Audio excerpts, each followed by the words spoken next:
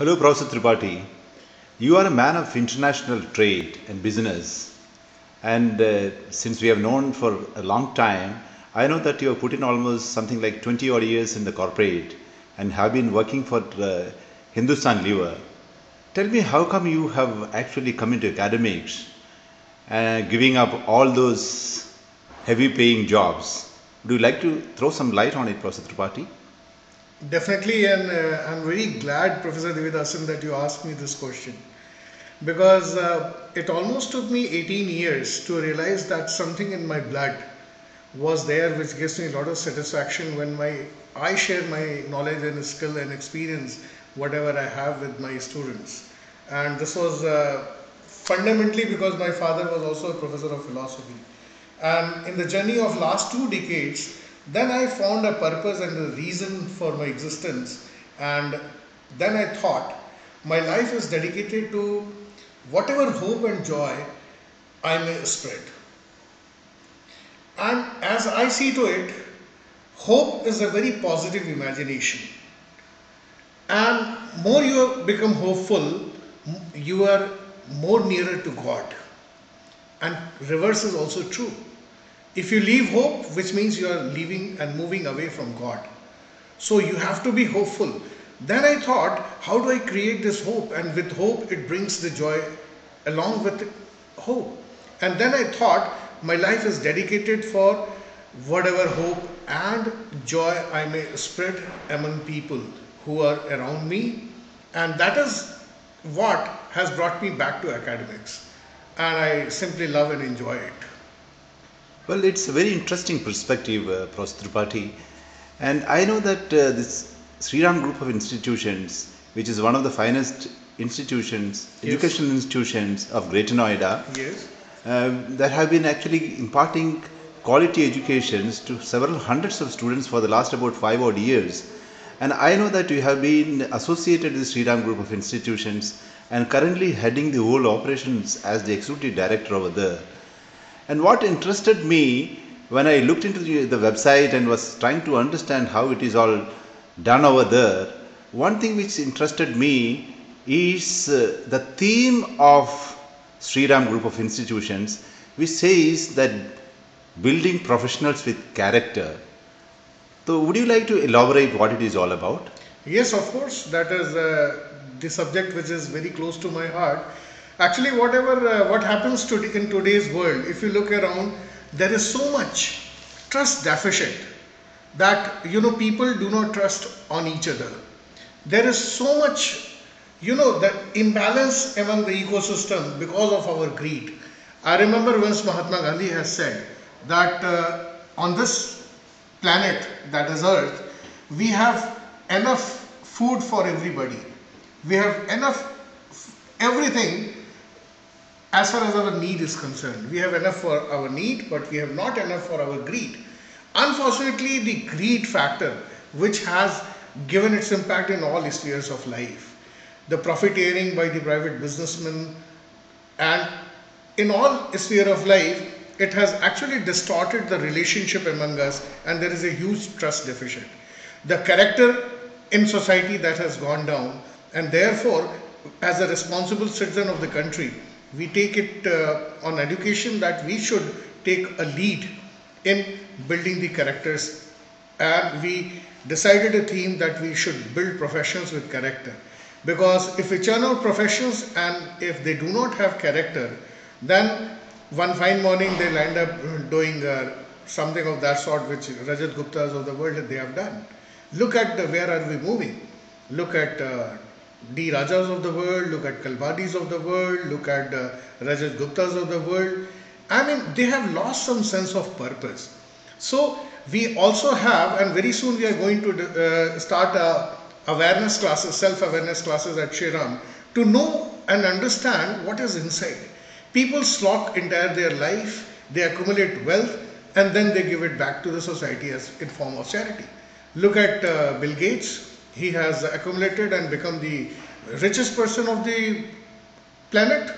And then what has he done? He has given it back again in form of charity. So why not? Why do we need to arrive at a point? Why can't we do it in the process of creating wealth, why can't we distribute it and try to create a society which is more economically equal? Because I always believe that political equality, which we always feel very proud of in our democracy, political equality does not mean anything unless and until there is economic equality. In other words, economic inequality destroys the meaning of political equality. Because if you are a billionaire and I am just on the street, how can you and I be politically equal?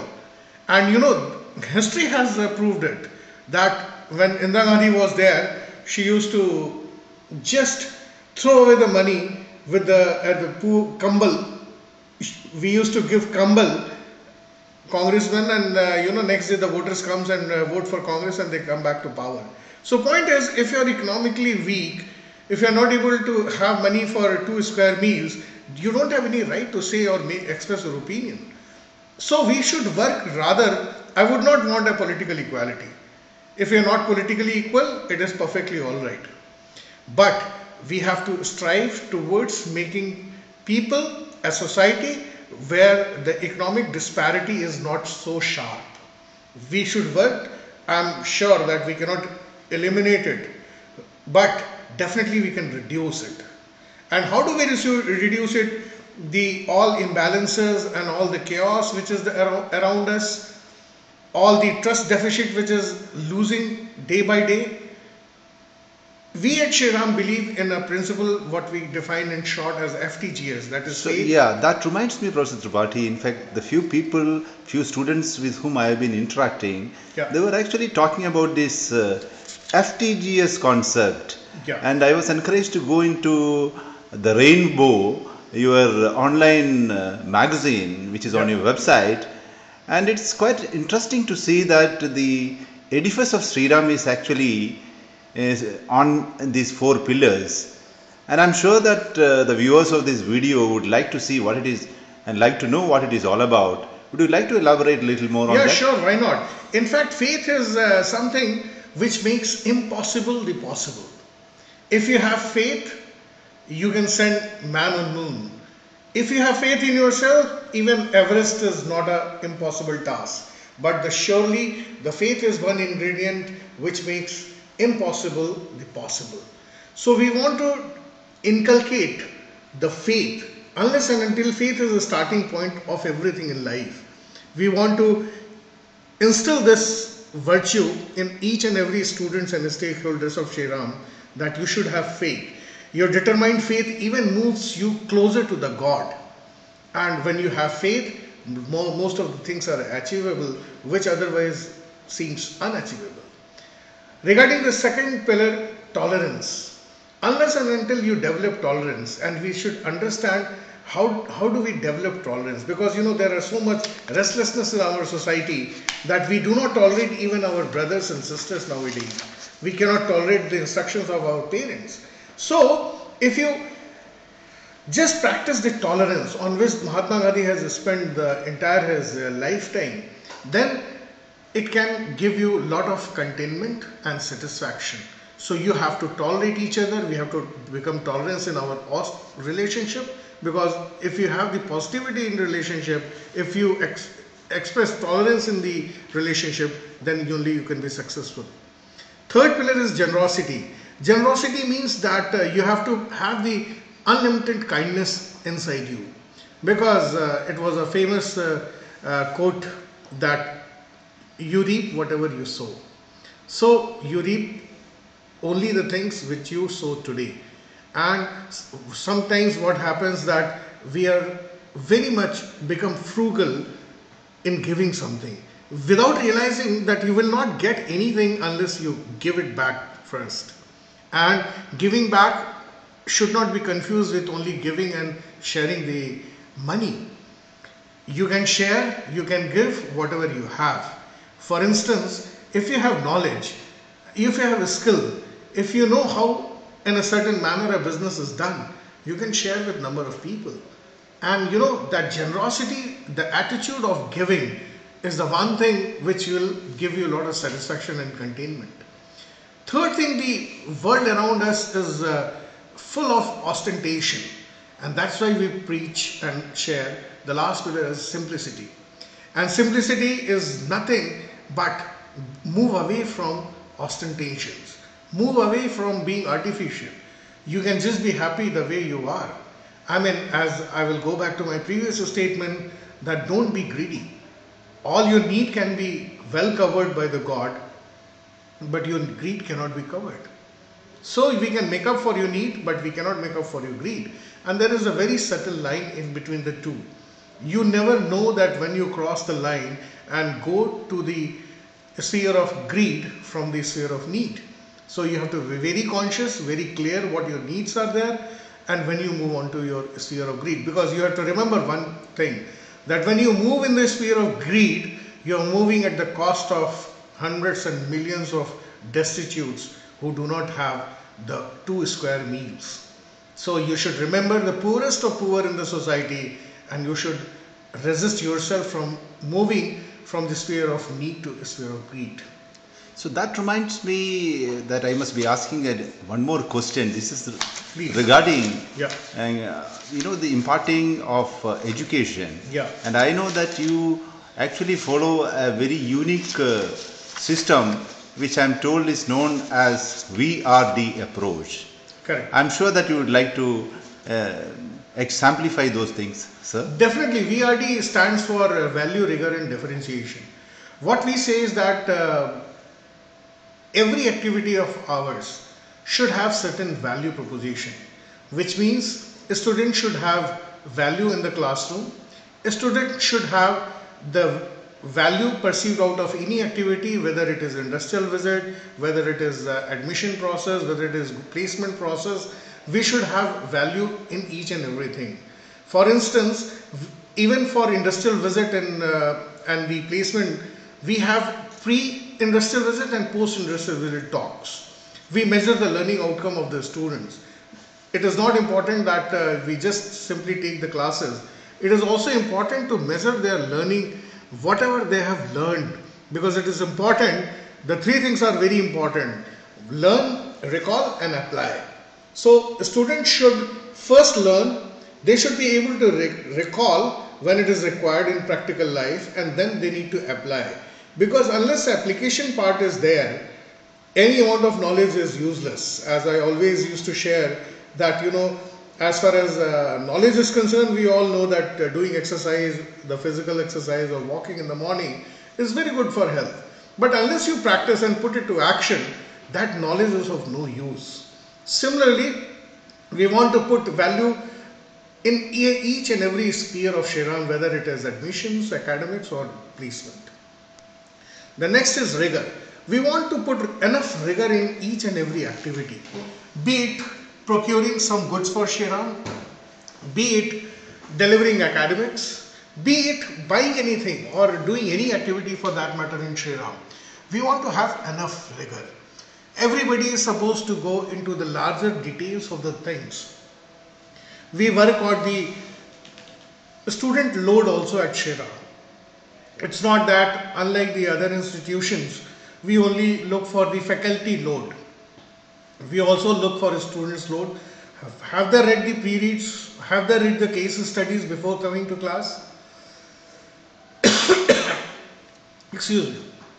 What is the number of hours they are putting into studies? Similarly, differentiation, it is not there for the just heck of it. Differentiation in order to make us different. How do we think differently? Not for the sake of thinking differently, but by thinking differently, how do we put the value proposition in the whole system?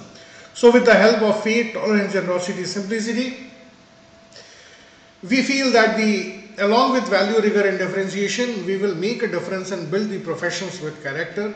Because what we feel that we take these students at Shriram from the society and we have to process and send them back to the society for spreading the goodwill and love in the society.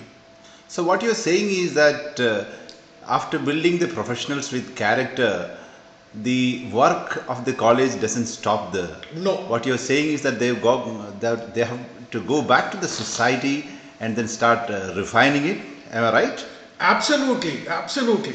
In fact, I want to say that we have to send them back to the society and do some good, because if a man is good, he is good in all his roles. For instance, he is a good brother, he is a good husband, he is a good son, he is a good friend, and he is a good contributing member. What we want all students from Shriram, that they should be contributing back to the society and realizing the fact that they should not accumulate everything beyond their needs. They have to go back and serve the society and therefore realize the purpose of their life rather than going. And that's why we also believe in combining the spiritual learning, because learning is in four aspects. One is in physical, one is mental, third is spiritual, and emotional. So basically we have to make our students develop in all these four areas, because you have to be emotionally balanced, you have to be mentally strong, you have to be physically strong, and plus spiritually also you have to be inclined and understand first yourself, and you have to understand also at the same time the purpose of your life and purpose of your being. And once you realize the purpose of being, that is also the way you can distinguish between your need and greed. Otherwise, unless you talk to yourself, unless you realize your being, it is very difficult to distinguish it between these two. Thank you, Professor Tripathi. It has been great to speak to you. Thanks for giving the perspective what Shriram is doing, and I'm sure that the students of Shriram will go a long way. Thank you so much. On contrary, I am thankful that you have given me an opportunity to speak to what is something very close to my heart, and I will talk more on this. Yeah, thank you so much, sir. Thank you. So much.